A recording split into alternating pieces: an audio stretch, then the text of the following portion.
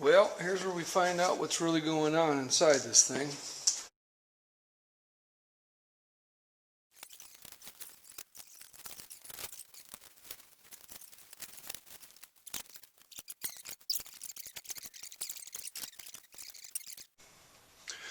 So, getting the vacuum going here, we can see that somebody has welded a patch panel in here.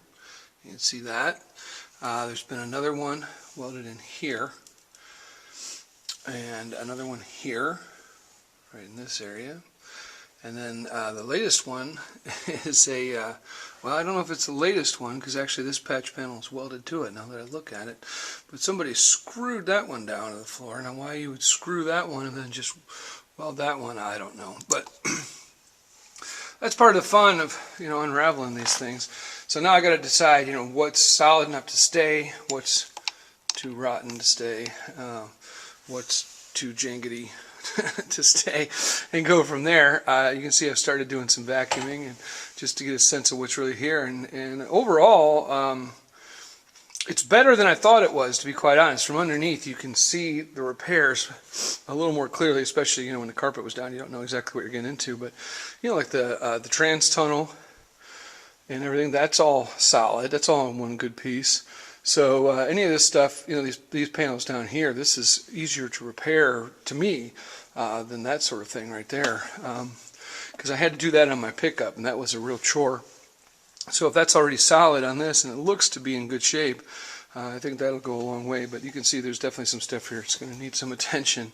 But overall, she's actually more solid than I was thinking. So I'm happy with that. I mean, let's be straight. I paid $750 for this car, and it's got a lot of different spare parts and things that come with, and she's been through some different incarnations, but there's a lot of car here for what I paid, and looking forward to digging into it a little deeper. So, hey man, the thing to remember, guys, especially for the new guys out there, is anybody can do this stuff, and you can see that, and sometimes just anybody will.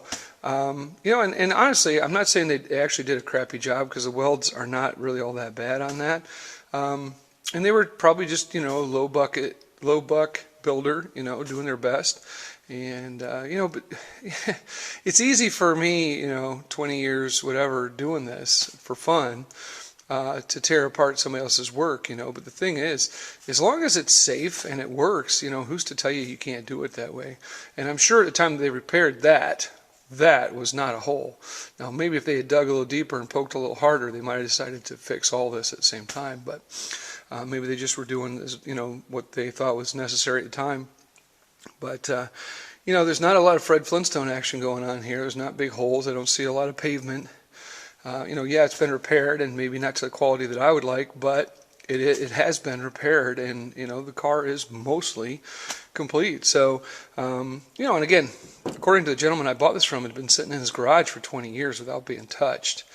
Besides having a friend of his put the rocker panels in, he said the car mostly just sat, and so sitting in a wet garage in Detroit, no real shocker that it's going to have some rust and stuff like that. So I think I got a good start here, so I'm really looking forward to it. So hey, just remember, man, dig in, do your best, and if you get in over your head, find somebody who can help you out. You can always ask questions. I mean, YouTube certainly is a great resource for information, but like anything, just because somebody put it on YouTube doesn't mean it's right. And some of you may disagree with some of the things that I do and some of the things that I say. And so I would just encourage you to go out there and do your own stuff and make it the way you want it. Hey, you guys have a great day. Talk to you soon.